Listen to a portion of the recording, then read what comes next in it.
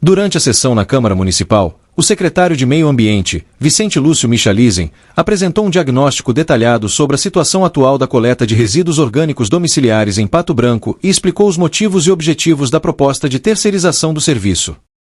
Eu procurei aqui preparar, junto com a equipe, uma apresentação para poder ser bastante objetivo, porque o convite dos vereadores foi para tratar especificamente em relação à terceirização do serviço de coleta de resíduos orgânicos domiciliares.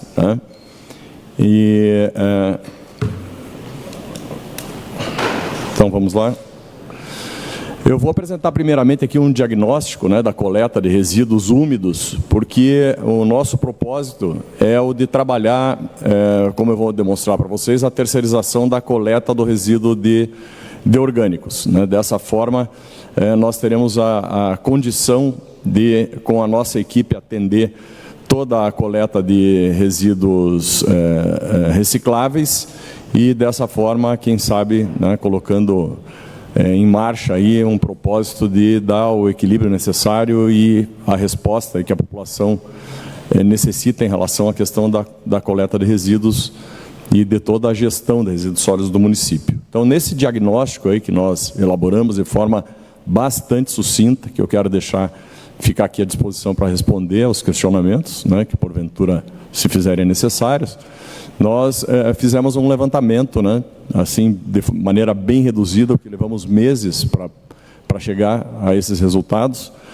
porque nós tivemos que pesar, no primeiro momento com a balança quebrada, tivemos que mandar consertar a balança, nós chegamos a esses resultados aqui. Então, qual é a quantidade de resíduo gerado no município?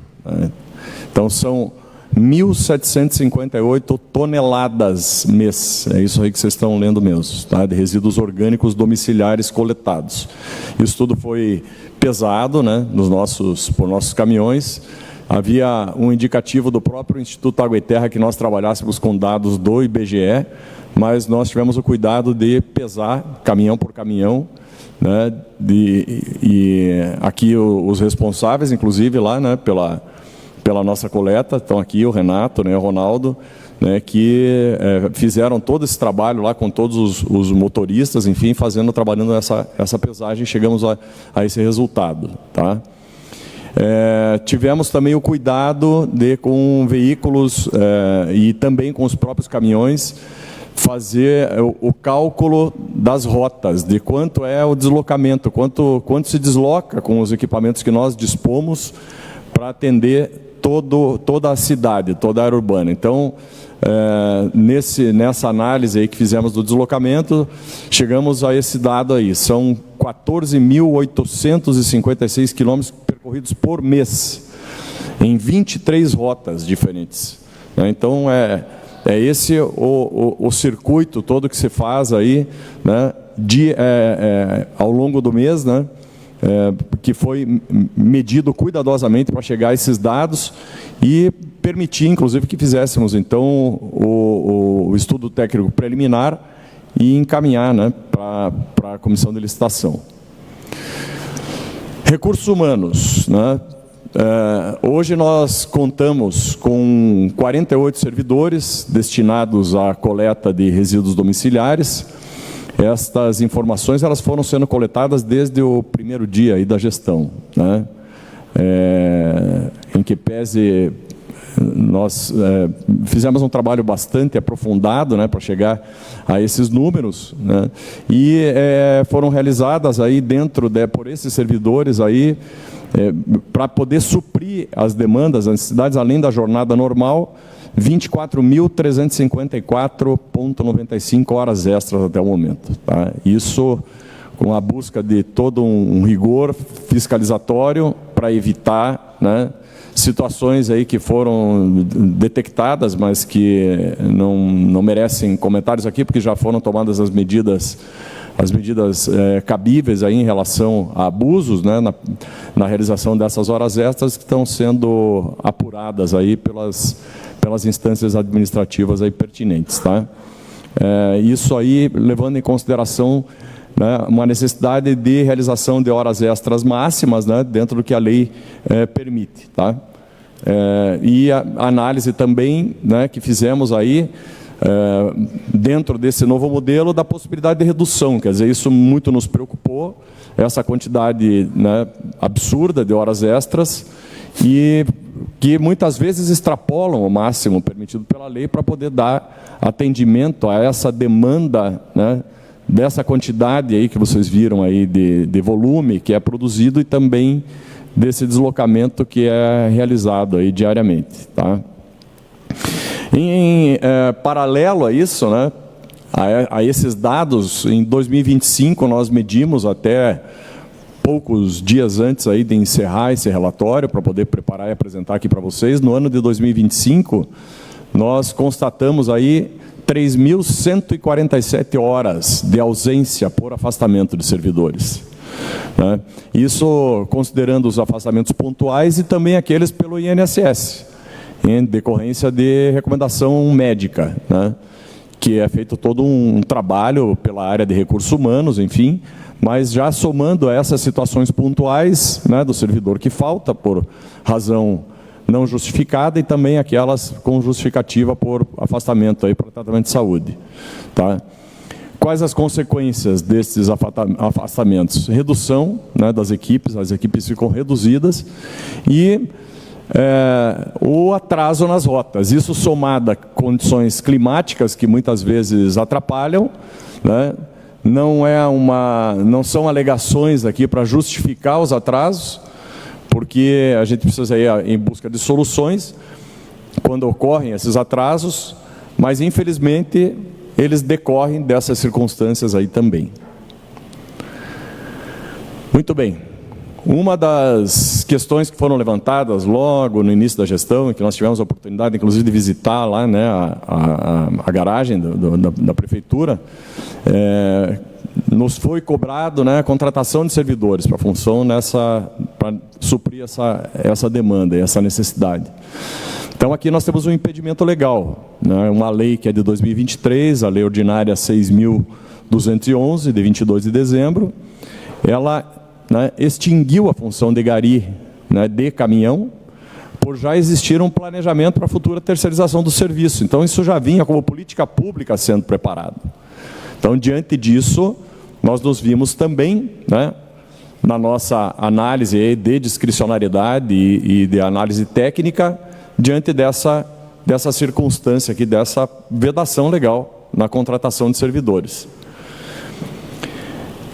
Após profunda análise de todas essas informações, né, nós concluímos, a equipe técnica, né, concluiu que haveria necessidade de contratação em razão, né, da condição do nosso parque de máquinas aí, que é utilizado para a coleta dos resíduos úmidos, a necessidade de contratação de 10 caminhões, tá, destinados à coleta de resíduo úmido. Na verdade, 10 caminhões em 2 turnos de rota, então seriam 5 caminhões, né, para atender cada um dos turnos, tá? E a recomendação de vida útil para os caminhões do lixo, para as condições topográficas do município e do nosso volume gerado e a qualidade do lixo, é de 5 anos de vida útil média. Por esta razão, nós colocamos no edital que os caminhões devem ter no máximo 3 anos de vida útil. Isso porque, como nós pretendemos trabalhar, né, a questão da parceria público-privada, que já vem sendo discutida desde 2002, né, e que recentemente já houve a escolha, inclusive, do modelo que deverá ser proposto para ser adotado, né, nós acreditamos que, em questão aí de 2 ou 3 anos, a gente consiga implantar esse modelo. Até lá, havendo a necessidade de resolver essa situação da coleta do orgânico, né. Então, por isso, a gente coloca 3 anos de vida útil máxima para atender essa expectativa de, no máximo, 5 anos, né. Porque, ora, se a gente quer um parque de máquinas renovado, como é que nós vamos admitir, né, que se possa contratar um caminhão que possa também dar problema e estar quebrando, enfim. Então, isso foi uma das condições que nós impusemos lá para ser analisado pela comissão de licitação, tá? Levando em consideração, então, isso, o tipo de resíduo, né, se chega a essa conclusão, da vida útil média aí de 5 anos, o peso do resíduo e a declividade do município, né? Então, além isso causando um alto desgaste, né? Então, a gente tem problema de caminhão quebrando, embreagem quebrando, disco, enfim, de freio, né? Problemas seríssimos. A média de idade da nossa frota é de 14 anos e meio. Isso a média, porque tem alguns aí que baixam essa média. Mas tem caminhões aí com mais de 20 anos. E a cada dia aparece caminhão quebrado. Para vocês terem uma ideia, foram gastos, né, pasmem, com manutenção de veículos em 2025, um total de 1.213.946,69. Tá? Então, como eu disse, veículos que ficam constantemente parados para manutenção, para conserto e comprometendo o cronograma de coleta. Aí chegamos a essa conclusão, né, da necessidade de terceirização do serviço de coleta de resíduos orgânicos. Né, qual que é a proposta nesses serviços de coleta de resíduos orgânicos domiciliares, né, incluindo, isso, né, consta lá no edital, incluindo uma solução tecnológica para o gerenciamento e emissão de laudos técnicos, de certificação do serviço através da utilização de aplicativos móveis, quer dizer, usar a tecnologia para acompanhar esse processo todo e fiscalizar, e plataforma administrativa web para dar transparência com destinação adequada até o aterro municipal, onde lá nós nos encarregaremos aí de receber, né, esse material, como acontece hoje, conforme a legislação ambiental vigente. Então, os requisitos aqui seriam um grupo de trabalho, composição mínima por veículo de um motorista com 3 garis, tá? Que é o que tecnicamente se exige. Execução de serviços, nós teríamos então 5 equipes no período diurno, como eu falei, né? E no período noturno, o diurno seriam das 7 às 15h20, e o noturno das 16h30 à meia-noite e 50, tá?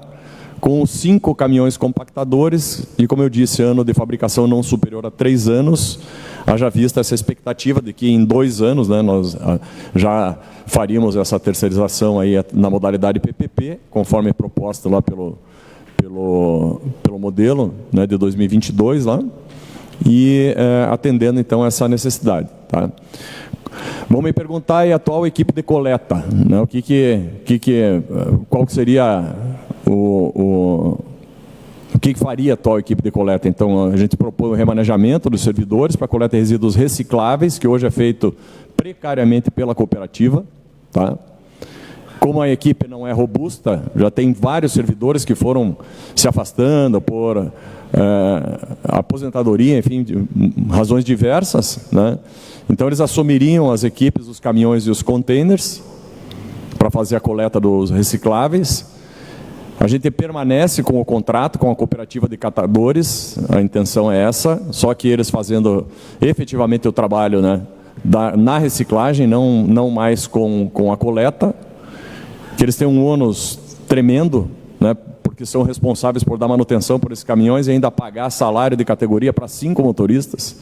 É extremamente oneroso, eles têm um contrato, lá recebem 95 mil reais mensais do município, né, a título de compensação, mas isso não está sendo suficiente na planilha de custo deles, eles estão no prejuízo. E os resíduos recicláveis, então, seriam destinados para triagem e destinação adequada, tá?